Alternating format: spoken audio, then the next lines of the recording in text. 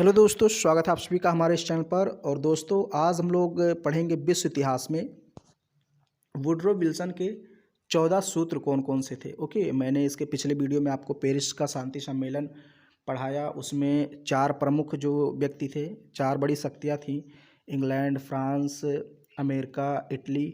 उनके बारे में मैंने बताया कि उनके राष्ट्रपति, प्रधानमंत्री कौन कौन थे और उनकी क्या भूमिका थी पेरिस शांति सम्मेलन में। ये सब मैंने आपको पेरिस शांति सम्मेलन पढ़ा दिया, ओके, पिछले वाले वीडियो में।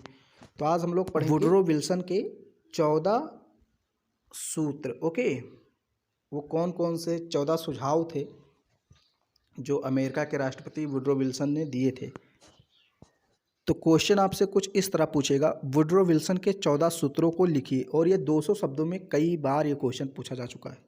बहुत ही आसान इसका आंसर होता है, उत्तर होता है।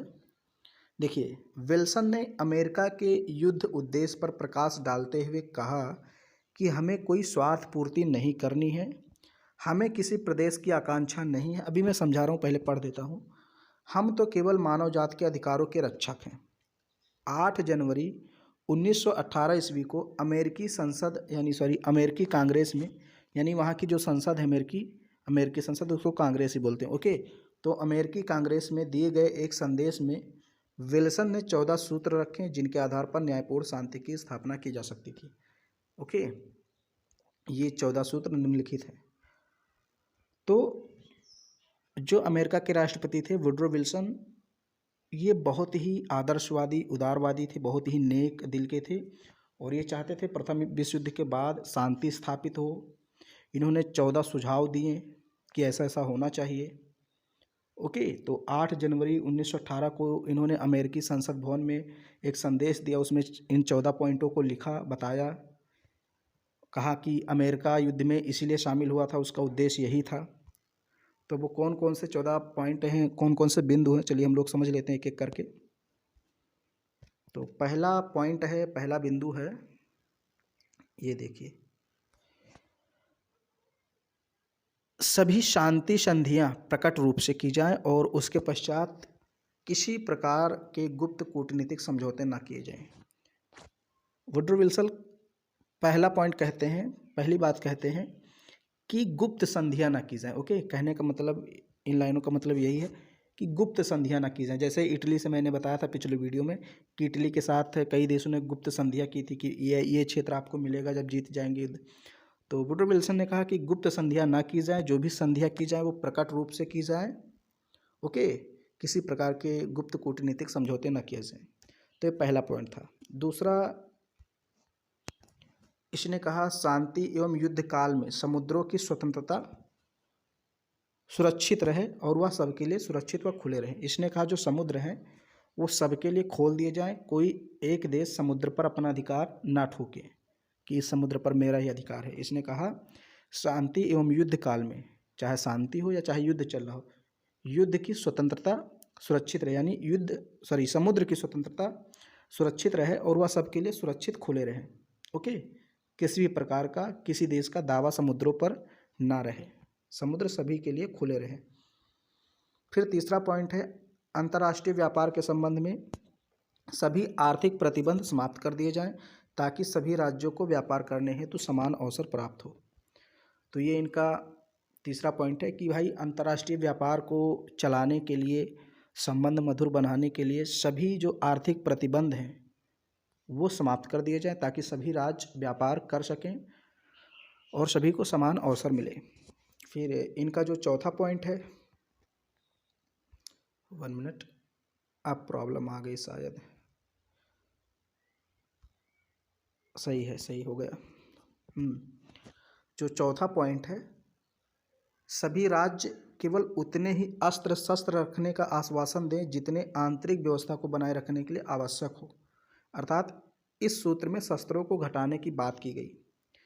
तो इसने कहा वुडरो विल्सन ने कि भाई अस्त्र शस्त्र ज़्यादा ना बनाए जाएं, उनको नष्ट कर दिया जाए, सभी देश अस्त्र शस्त्र बनाने पर लगाम लगाए जाए, शस्त्रों को घटाया जाए, क्योंकि ये हथियार अगर बन रहे हैं तो एक ना एक दिन युद्ध करा के ही मानेंगे। इसलिए इसने कहा कि थोड़ा बहुत आप औजार हथियार रखिए आंतरिक व्यवस्था बनाने के लिए, जैसे पुलिस वगैरह के पास होती है, ओके, तो थोड़ा बहुत हथियार रखिए, बाकी हथियार घटा लीजिए सभी लोग।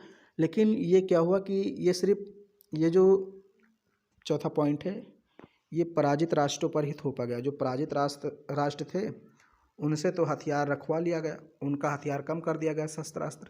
लेकिन जो विजयी राष्ट्र थे, जो जीते हुए थे, उन पर ये संधि नहीं आरोपित की गई। तो ये एक प्रकार से पराजित राष्ट्रों पर ही थोपी गई ये जो पॉइंट था।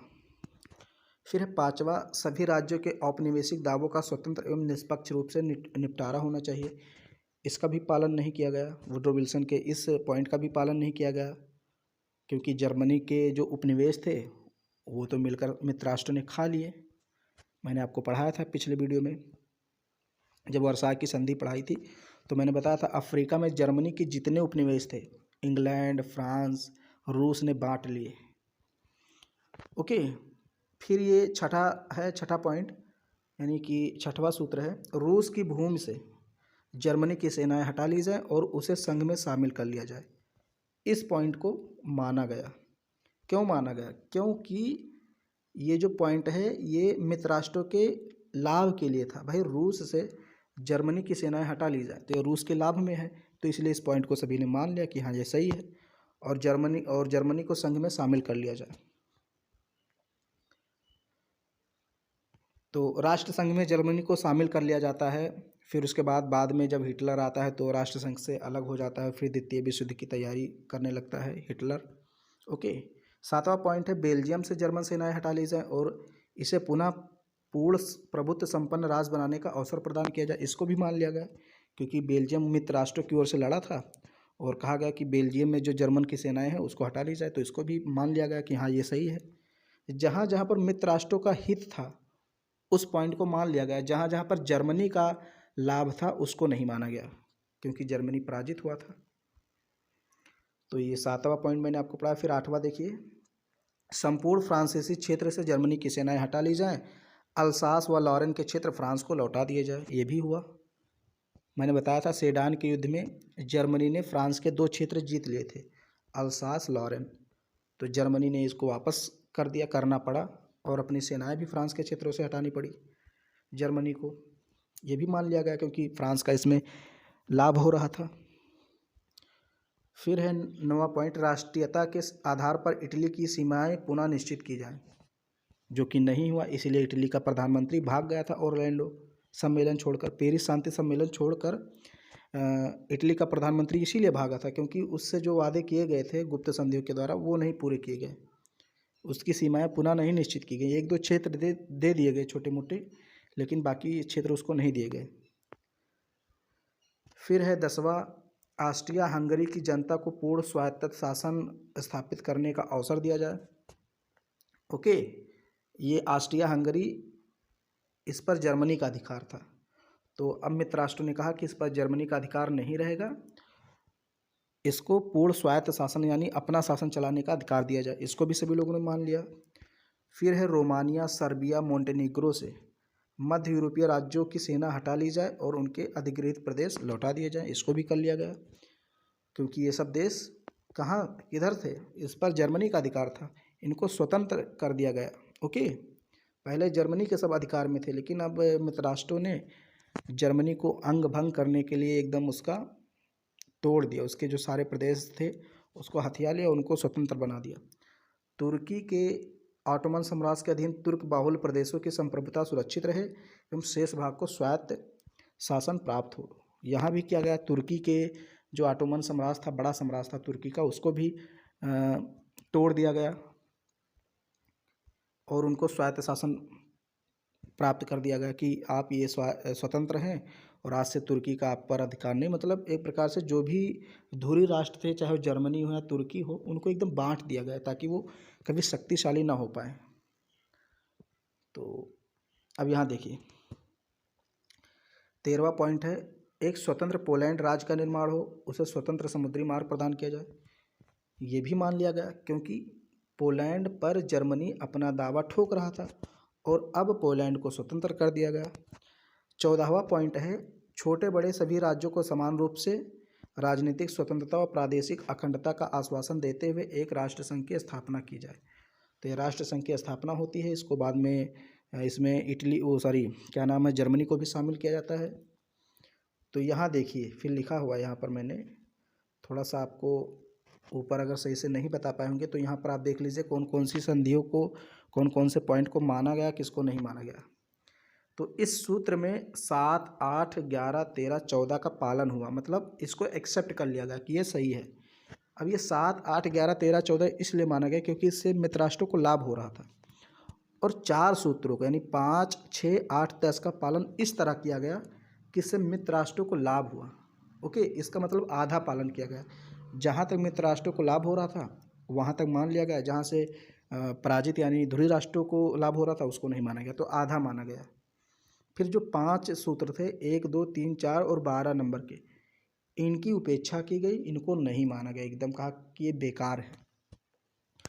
इस तरह हम देखते हैं कि विल्सन के 14 सूत्रों की पूर्ति नहीं हुई, मतलब उनके उद्देश्य पूरे नहीं हुए। तो ये चीज़ थी, मैंने आपको बताया 14 सूत्र कौन कौन से थे, 14 पॉइंट कौन कौन से थे वुडरो विल्सन के, जो कि अमेरिका के राष्ट्रपति थे। उम्मीद करता हूँ वीडियो आपको पसंद आया होगा, तो इसको लाइक कीजिए, शेयर कीजिए और चैनल पर पहली बार आए हैं तो सब्सक्राइब कीजिए।